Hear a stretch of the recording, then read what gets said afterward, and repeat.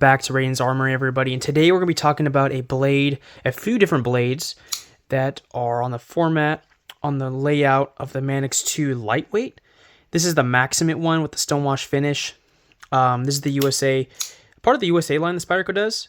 I recently got my hands on this one first. This is the first Manix 2 Lightweight that I've had, and I was very curious, first of all, how Maximate would be, and also how would the FRCP plastic handles would be.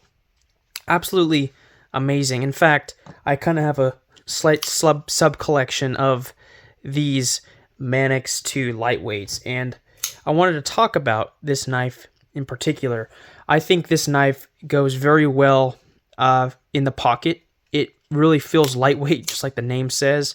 I think that the blade geometry is even slicier than the Paramilitary 2 and the Para 3 that Spyderco has in their lineup. I think the jimping and the ramp that they have to lock in your fingers is very, very good, very ergonomic. The lock-in for the hands is very, very nice. And that was something I was really surprised about with the lightweight series that Spyderco brought out a few years ago, is that these plastic handles don't feel cheap. And that's kind of what made me kind of go away from getting these Manix 2 lightweights, was I didn't want it to feel cheap.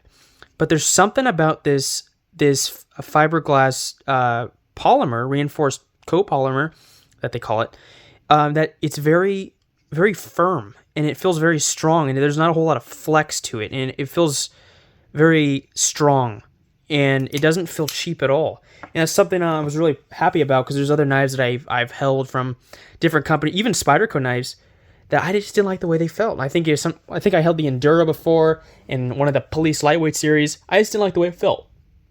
But I like the way these feel a lot. I think they're very ergonomic.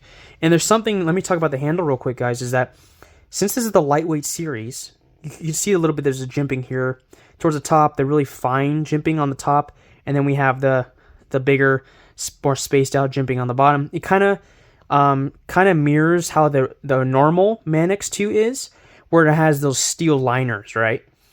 That's something I don't like about the Manix 2. And that's why I don't have a regular Manix 2, is because I don't really care for the liners. I don't like how the way the liners feel in the hand. And when I'm doing a more of a hammer grip like this, and I'm pushing through material, the liners really make a hot spot in my hand. And it's just something I've just never really cared for. But that's something that I gravitated more towards the Manix 2 Lightweight, was the fact that it doesn't have the liners. It still has a little bit of jimping, but I can't really feel it. It just kind of makes a really good grip for me. And there's still a whole bunch of room where I'm not feeling restricted or being really poked by those more aggressive jimping the Manix 2 has. Also, I like the way the bidirectional pattern that they have on here. It kind of looks like a web. Very cool. Kind of goes with the Spyderco spider theme. You have a spider right there. This little notch right here that they cut out is actually for the pocket clip. It kind of makes a smooth spot, so it goes in and out of the pocket really well. Yeah, this is obviously a knife that's been around for a while, guys. But since I've barely got my hands on them, I've been really enjoying it.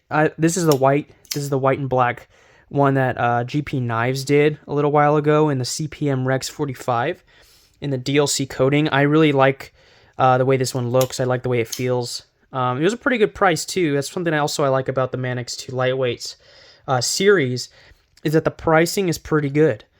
Now let me talk about my favorite aspect of these blades. First of all, as you can see, just the ones I own. These three, the Maximate, the Rex 45, and the CPM 4V from St. Nick's Knives exclusive, they all are super steel slicers, right? And they're super lightweight. Now, there's something that I really like about this, is that it goes really well with if you're going to carry a few different knives, right? If I'm going to carry a knife, it's probably going to be this knife and then another knife that I really enjoy, kind of like this Berg Blades Barber, right? I'll carry something like this, usually kind of more hefty knife, and then something like this also. I usually carry like 2 or 3 at a time, but that's just the way I am. But yeah, this kind of really goes well with any type of knife you pair it with. It's just a super slicey blade, and because Spyderco goes crazy with different steels and stuff, and they really kind of venture out in that area, is you can have a super steel blade in a really light package. I don't even feel this in my pocket, honestly. And that's why I kind of like the way they also have different exclusives and sprint runs of this lightweight series of the Manix 2s that I really enjoy. Secondly, I also like the way the ball bearing lock is. I like how it's not Omega springs, and it's a spring. It's just a really thick spring that they have in there, and then there's the ceramic ball in there. I like that I don't have to take this knife apart because there's no aftermarket scales out right now to change these scales out with.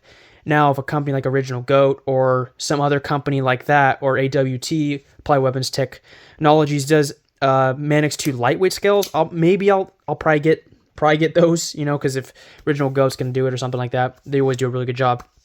Then I would probably get those. But because there's none, it forces me to have these plastic handles, and I actually really like the plastic handles.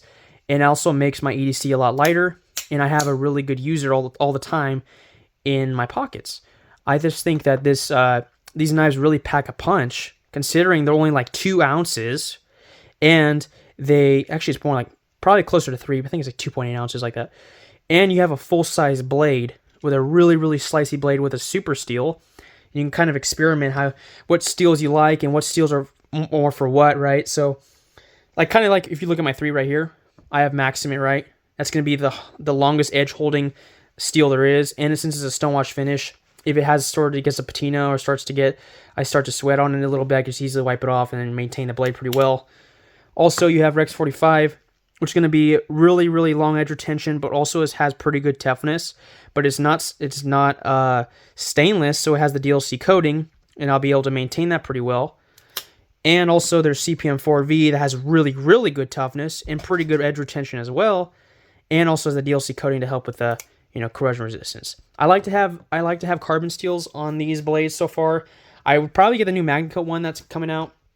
I'll probably try that one later down the road because obviously MagnaCut's awesome, and I know Spyderco's going to do a very good job on that. And I like the way the format is on the Manix 2 Lightweight series. But it's just cool because you can kind of get the different types of steels you want to try out and different types of steels you're going to need for certain applications. Like if you have a stainless blade and then you want to take it go fishing or something, this will be a perfect knife for that. It's just the way the leaf-shaped blade is and the tip is, and then the amount of belly you get. It just slices through material so easy. It's literally like a lightsaber, just through material. It just cuts so well. No matter if you have just the satin finish or this Maximate one's just beautiful, they are great blades. I highly recommend this series. I wouldn't avoid them, guys, honestly, because I've been avoiding this series for a long time just because I was like, I don't really want a plastic knife. But this plastic's actually really nice. This polymer. I really like. This is probably the better polymer I've had compared to fiberglass, reinforced nylon, FRN, GFN. I don't really care for those materials, but this copolymer that they do is a lot more firm, and it doesn't feel as cheap. I just like the way it feels a lot, and the way it carries is honestly really cool. And it's pretty much overkill too because you have such a slicey blade for such a small amount of weight. I know it's just pretty good. I think this is a really good addition to anyone's collection. You guys will see this knife again on the channel when I do EDC updates and stuff. They're great. And you can get these particular knives. This one you can't get anymore, guys. It's the St. Nick's Knives exclusive that came out, I think, on December 12th of last year, 2023. I've always wanted the CPM 4V. I'll probably do a video on this one too, each individually, actually.